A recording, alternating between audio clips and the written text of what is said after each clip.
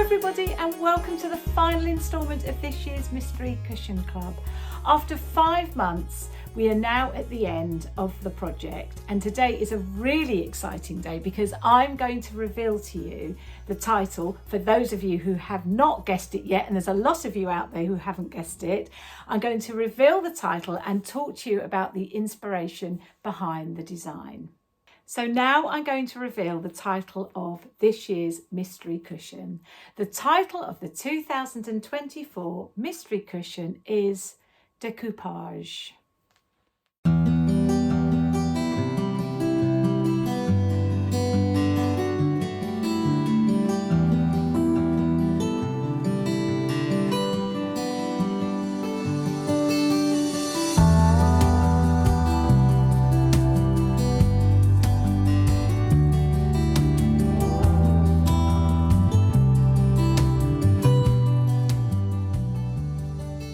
So this is the completed cushion. Front panel and the back panel. With this panel, the upper back panel being the one which you've knitted in the final instalment this month in October. Okay, so when you've completed your cushion, this is what it should be looking like. Okay, and there's plenty of visuals in the October mail out of both the front and back panel for you to have a good look at what it should look like. And hopefully, all being good, yours looks like this. So now I'm going to talk to you about the inspiration behind the design. And it came from several different aspects, several different strands, which I'll talk about, beginning with the spring-summer trends, which is what I always look at for the mystery cushion. So I look at the spring-summer trends. There are many, many stories every season, and I always choose one that I think, oh, that would work really well in knitting, and it kind of, you know, it sort of inspires me. There's lots of ideas and suits my kind of style of knitting. And the one that I went for was one called Monotone Cutouts. And it was described in the Spring-Summer 24 trends as abstract two-tones, simplistic silhouettes, Matisse-inspired leaf cuts, and bold woodcuts. Okay, so that was the kind of basis of my inspiration. One thing I really loved about that inspiration, that trend, was the Matisse-inspired leaf cuts. Matisse, the French artist, is one of my favourite artists actually, particularly his latter work after 1930, when he could no longer paint, but he turned his hand to paper cutouts, paper collage, and this was when, his work is very vibrant, but I just loved the simplicity, the motifs, the shapes, the bright colours, and thought this would be a really good source of inspiration, especially for the colour palette for the cushion. So I have a very good book here, Matisse Cutouts, which focuses on his work really after 1930.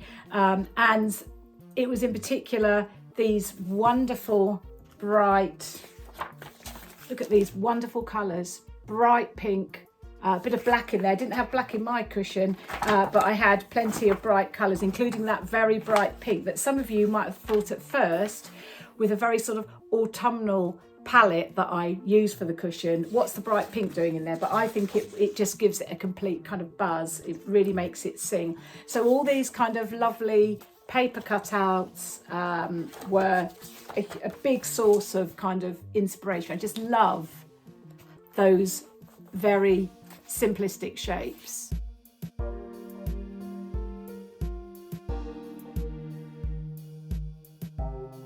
And in particular, I really loved these shapes here in this paper cutout, in this paper collage. These very sort of lovely, simple floral shapes. So that was a big source of inspiration. And the leaf cutouts, I have many plants around the house. My husband would say I've got too many plants, but I don't think you could ever have too many plants. And in my front room, I have a really enormous, great big Monstera plant. I'm hoping it's going to reach the ceiling one day. I'm encouraging it all the time to grow and be bigger. And it has these beautiful, beautiful waxy leaves, which is such a lovely shape. So I took photographs of my Monstera plant, and I used those in particular for blocks 1, that great big Intarsia panel, and block 4 at the top, the very small one where you just get a little bit of the leaf there. So houseplant inspiration, Matisse, this monotone cutouts, base kind of inspiration that I was using. And also it was a little bit of a nostalgic, there's a nostalgic aspect to my inspiration, because I kind of went back to my days at school when I was doing things like lino cuts, which I used to love doing. I don't know if any of you have done lino cuts, but I used to love getting the tool and chiseling out the shapes. And also screen printing was something we did at school. Have never done it since secondary school, never gone back to it, but I do remember the kind of real excitement of laying down your screen, and I think it was a squeegee that you pull down, you pull the ink across, and then seeing these wonderful patterns and shapes that you achieved through screen printing. So it was really all these things combined together that gave me the inspiration for this design. So I think it's fair to say that it was quite a challenging knit, quite a challenging project to knit, probably mainly maybe due to that large Intarsia panel, where I think somebody counted the number of ends. It was an extortionate number of ends for one panel, but all the elements in it, all those strands that I've brought together, created a project that I am really happy with, and I hope that you enjoyed knitting and enjoyed the challenges too. I think it's always good to try and push yourself a bit with a project. This one probably pushed some of you to your limits, but I'm sure and I'm hoping that with the tech vids and all the assistance and guidance there, that you're happy with what you've knitted, and that you have a beautiful cushion at the end of this project. The layout of the cushion, I'm really talking about the front panel here, was quite experimental, probably the most different in terms of layout of a front panel of a cushion that I've done in all my mystery cushion projects. And it was inspired by a patchwork cushion that I came across on a holiday to North Devon, where we rented out a house to stay in with the family, and there was a cushion in one of the rooms, and I just loved the kind of abstract layout of the squares on the front panel, and I kind of used this as a basis for the layout of the mystery cushion this year. So there are panels that are laid with the bottom to the top, like block number 1, but then you've got panels that are on their side, like block number 1, 2, 3. Block number 5 is laid on its side, and I quite enjoyed the challenge of the tessellation of these pieces, making these different stitch structures with different size blocks all fit together. So more of a challenging front panel to knit, not only because of the stitches but because of the layout of how the squares are joined together.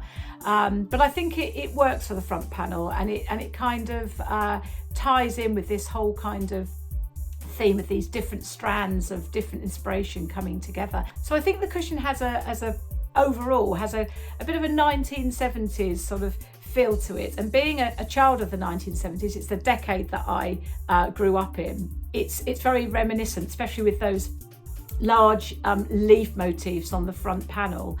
So it's got that kind of underlying 70s feel, but a good 70s feel, not the 70s look that some of us may remember and want to forget, but that kind of the good side, the retro side of the 1970s, which is really popular actually these days in our modern homes.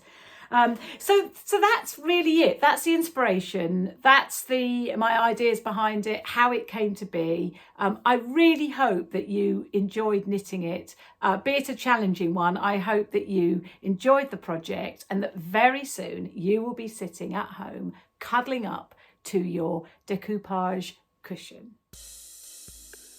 Okay, so just a few things just to tell you about before I sign off and you grab your knitting needles and start working on that final panel and the assembly of your mystery cushion.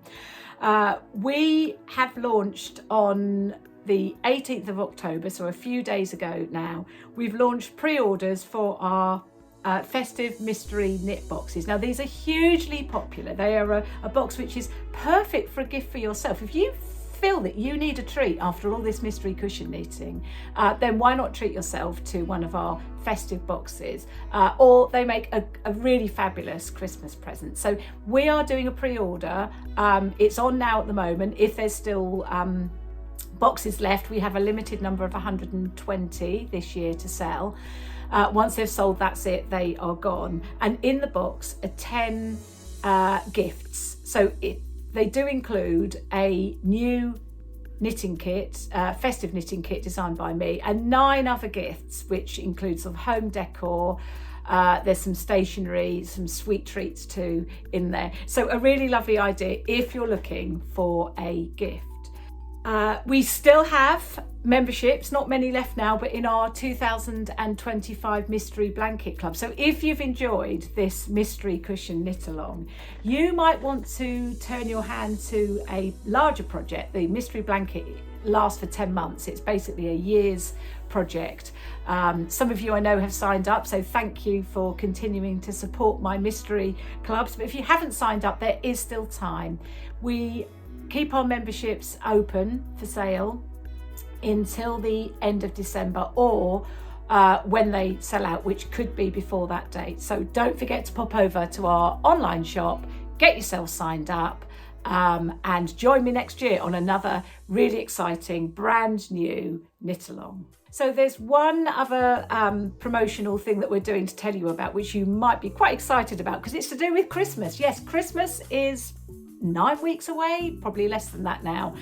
It seems to come round quicker every year, but here we are. Here I am saying to you that we are going to launch our festive kits promotion on the 25th of October, and that will last for 2 weeks. So you've got 2 weeks to grab yourself a festive kit and beads too. We're actually going to put the beads in the promotional sale as well. So you can stock up on beads, stock up on all your festive kits during that 2-week period, save a bit of money, and fill up your shelves with all lovely knitting kits and knit over Christmas or into the new year. Now I know that you're all eager to grab those knitting needles, grab your bag of yarn and make a start on that upper back panel and of course the finishing of the cushion. So I'm going to say goodbye now. I'm going to say thank you as well to everybody for being such wonderful members this year, for really embracing the project, writing to me, sending me your ideas and your emails. It's been so lovely to hear from you. When you do finish your cushion, if you get a chance, take a picture of it and do send it across to me. We always love to hear from you, and we always love to see your completed projects. It makes me so happy to see them completed and to know that you've enjoyed the project. Okay, so enjoy your last instalment, and hopefully all being good, I will see you next year on one of my brand new mystery knitting adventures in 2025. Until then, take care and keep those needles clicking away, and I'll see you again soon. Bye bye now.